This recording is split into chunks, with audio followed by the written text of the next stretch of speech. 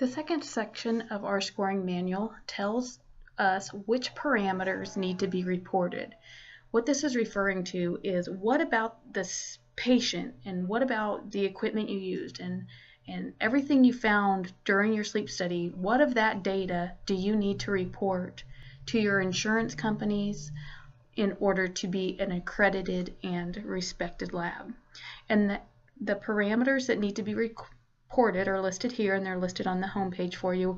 And on the main page there, you see I have them detailed much more specifically. But general parameters, this is your EEG. These are your basic channels, your EEG, your EOG, your chin EMG, your legs, your respiratory effort signals, your oxygen saturation, your body positions, and your EKG. So all of those are under your general parameters. Then you also need to record all your sleep scoring data. I'm not going to read you all of those. They're on the main page there for you next to this video. Then you have your arousal events, and then you have your cardiac events, and your movement events, and your respiratory events, and then also your summary statements. Now, on the main page, you'll notice I have some stars by some of the different items. If it is starred, that means there is an optional rule. If it is not starred, that means it is a recommended rule. So once this video is over, I would like you to take a look at, under the respiratory events, I wanted you to take a look at the number of hypopneas. And then I also want you to take a look at the number of obstructive hypopneas and the number of central hypopneas.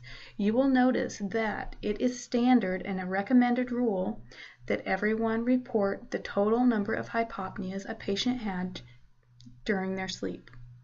It is an optional rule for you to report the obstructive hypopneas a patient had, and it is an optional rule for you to report the number of central hypopneas the patient had. So those are the differences in the recommended and optional rules. Many sleep labs will follow the recommendation and may do some of the optional rules as well. It all depends on what lab you're at. Let's go on. This is an example of all of your sleep stage summary. That's the data that would be reported. This is what a sleep report looks like, part of it anyway, that goes to the interpreting physician and then would go on to the insurance company if they requested it. But you see here we have the sleep stage summary data at the top, and those are all the recommended items that are required for the sleep scoring data. The next box down, you see the respiratory summary, and you see how it's very detailed and very broken down. For example, if you find the apneas and hypopneas, they have the total number of event, which is 130. Then they have the index, which is 42. Now the index is how many apneas and hypopneas the patient had in 1 hour. And we're going to go over calculations a little bit later in the quarter, so I don't want you to worry about that right now. Next, you see we have the number of events by their sleep stage. So in non-REM sleep, this patient had 85 apneas and hypopneas. And in REM sleep, this patient had 45 apneas and hypopneas. Then you see the apneas and hypopneas are now distributed by body position. This patient had 0 events in the supine position, so their index would be 0. And in the non-supine position, they had all of their events there. So in this situation, our non-event data should match our total event data on the very front, because this patient did not spend any time asleep in the supine position. Okay. Next you go down and you see the event classification. This specific sleep lab where I obtained this sleep report, they do document obstructive apneas and hypopneas, as well as central apneas, hypopneas, and then as well as mixed. So this is an example of a sleep lab that uses both the recommended and some of the optional rules. Going down a little further is your arousal awakening summary, and it shows the spontaneous related arousals, meaning the patient spontaneously had an arousal or woke up and we don't know why. Their limb movement didn't precede it, a respiratory event didn't precede it, there wasn't a noise in the other room, nothing was documented to explain why that person had an arousal or woke up.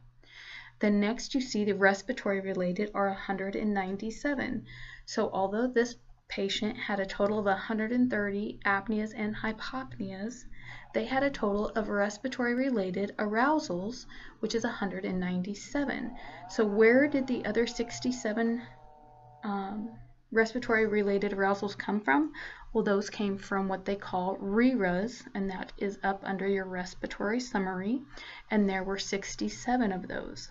So 67 events did not cause the patient to desat and were not scoreable as an apnea, but they did cause the patient to wake up. Also on there you see PLM-related arousals. That's how many limb movement arousals they had.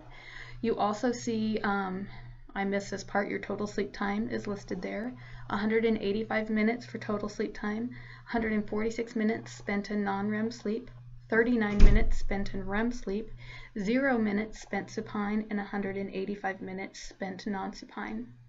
Then you also see your oximetry data. This patient had the lowest SpO2 of 81%, but most of the night the average was about 96% when he was awake and 92% when he was asleep. So down below that, this has pre-treatment data,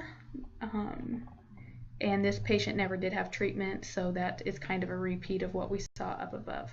So this is, and then I forgot to show you the sleep stage statistics and the EKG summary. Those are up towards the top middle part of your page. If you can find those, you see the sleep stage statistics. So N1, the patient spent 17.5 minutes in N1 for a total of 9.5% of his total sleep time. And in N2, they spent 128.5 minutes for 69.5% of his total sleep time. N3, this patient did not have any sleep time in N3. And in REM, he had 39 minutes, which was a total of 21% of total sleep time. His average sleeping heart rate was 78 beats per minute. There were no arrhythmias evident, obviously, otherwise they'd be noted. Remember back to our normal sleep architecture. Remember, 50% of the night should be made up of N2 sleep. About 20%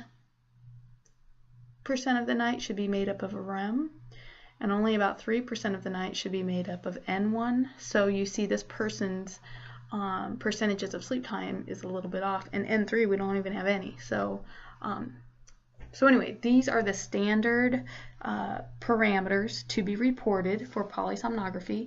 I want to go on to the next page to show you the summary, the sleep summary, or summary statement, excuse me. Go on to one more slide. Okay, so once all this data is gathered, then the sleep lab types up a report. So they include both the data and this part of the report as well. And you see in the blue box, it talks about the reason for study and then the history. And then in the purple box there in the middle, it tells about each of the parameters, basically kind of a generalized overview.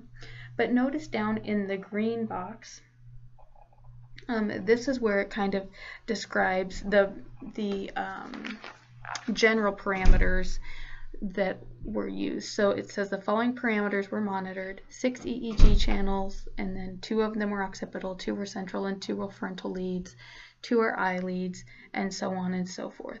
And then it says at the very bottom, this entire study was scored manually, epoch by epoch, according to the AASM Manual for Scoring of Sleep and Associated Events. Rule 4.A, page 46 of the AASM scoring manual was used for scoring hypopneas. So these are just the parameters, or what all the sleep lab recorded and what they're going to report on when they submit it to insurance companies, so they know that they're using a standardized system. That concludes this video.